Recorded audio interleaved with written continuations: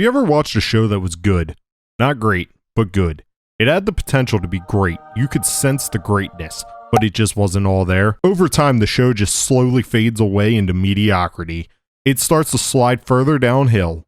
In an alternate reality, this could have been Avatar: The Last Airbender, if it wasn't for the storm. Alright, that might be a slight over-exaggeration, but this episode was very important.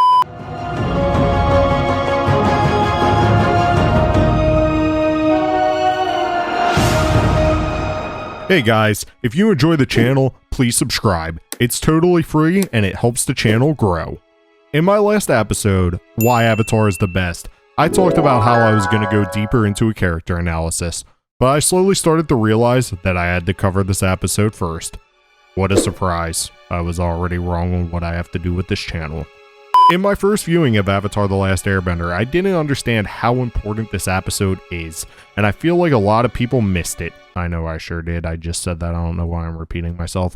Without this episode, this show could have fallen flat on his face. Yet again, a little bit of an over-exaggeration, but work with me. Avatar had some amazing potential in the first few episodes, but it wasn't all there. The show definitely had the potential to be amazing. It was there. All the pieces were there, but it was missing something. The storm fixes this, and it was right in time because it follows the worst episode of the series. For once, that's not an over-exaggeration. The divide was just terrible. The worst episode by far. The storm gives us insight into all the major characters, what they are struggling with, and we get to see them start to move past these issues. The main issue being their insecurities from the past. Aang. We all knew he had amazing power. We knew he has the potential to save the world, but he isn't ready. We hear it at the start of every episode. And although his airbending skills are great, he has a lot to learn before he's ready to save anyone. Aang doesn't want to be the Avatar. He just wants to be a kid having fun. Remember this clip?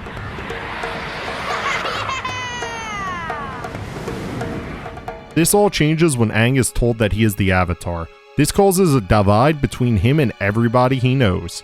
He loses his friends because they are jealous that he is the Avatar and they are not. They even say it's not fair to have the Avatar on their team. Now that you're the Avatar, it's kind of an unfair advantage for whichever team you're on. He gets cast out. The only friend he has left is his father figure, Monk Gyatso.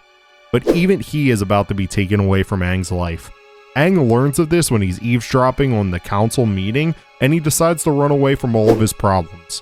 And for being the Avatar, the storm is a physical thing that trapped Aang in the ice, but it's also a metaphor for running away from his problems and not facing them. It is fitting that Aang has to face another storm in order to save Sokka and the fishermen. It's almost like the writers had this planned or something. It can't be cohesive writing.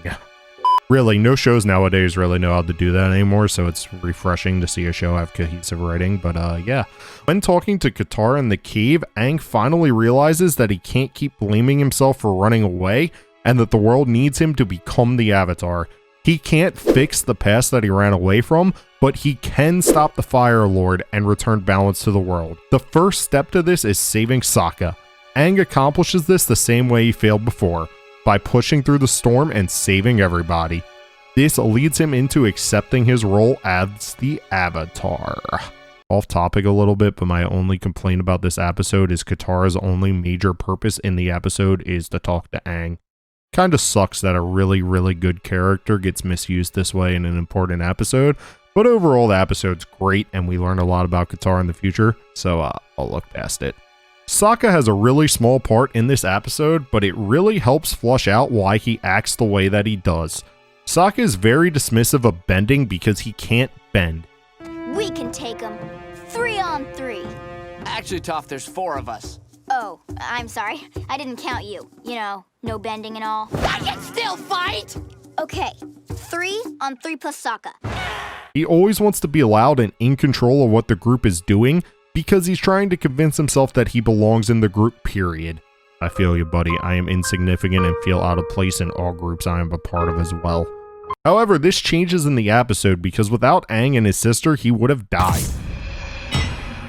While Sokka is still dismissive of bending for a bit, he learns to accept it more. Sokka realizes that he can be useful to the group even without having bending abilities. Now for my favorite character and how this episode affects him.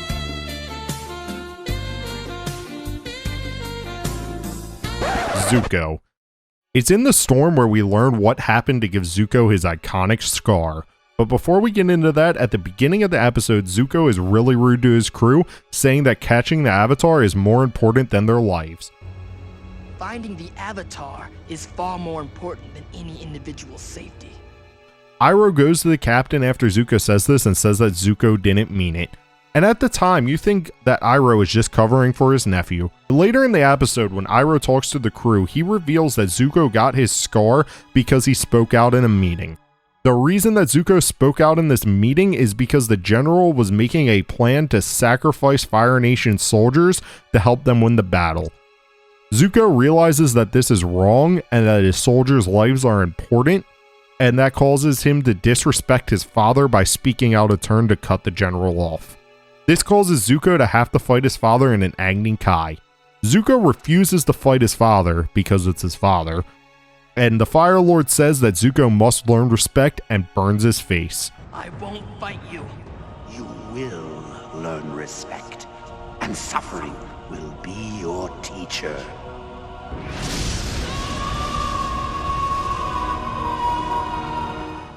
Zuko gets banished in addition. I feel like the scar was enough here, but like, why not? We won't have the story without it. And the only way that his honor can be restored is by catching the Avatar. Once I deliver the Avatar to my father, he will welcome me home with honor and restore my rightful place on the throne. In this time when Zuko is banished trying to catch the Avatar, he tries to convince himself that he believes what his father believes, that soldiers' lives are expendable and are to be used to accomplish missions. This is in stark contrast to how Zuko actually feels, and we can see it in this scene. Look! The helpmen!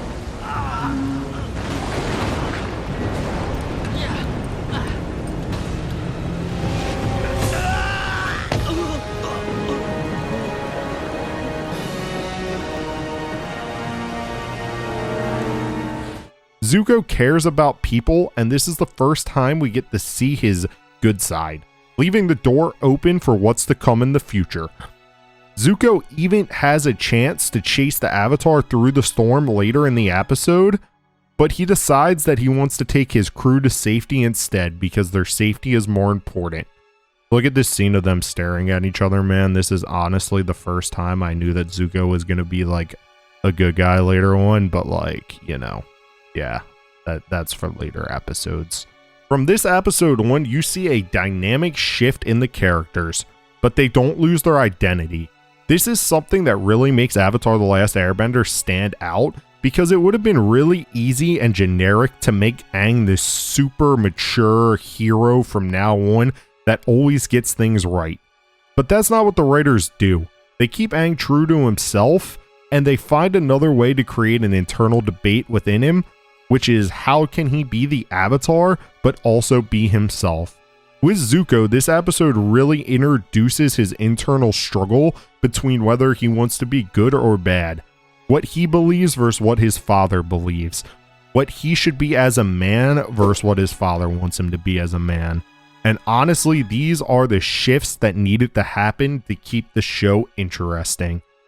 Alright guys, if you enjoyed this video, please drop a comment below and like the video. Let me know what you want to see in the future, and let me know what you thought about this episode. Any feedback you guys give me is great, and I love reading and responding to your comments. You can also join the Discord in the link below, or follow me on Twitter to interact with me more. I love talking to you guys, and we put a lot of effort into making this Discord channel, and I honestly think it's really cool, and you guys should check it out. But yeah, until next time, Cinematics signing out.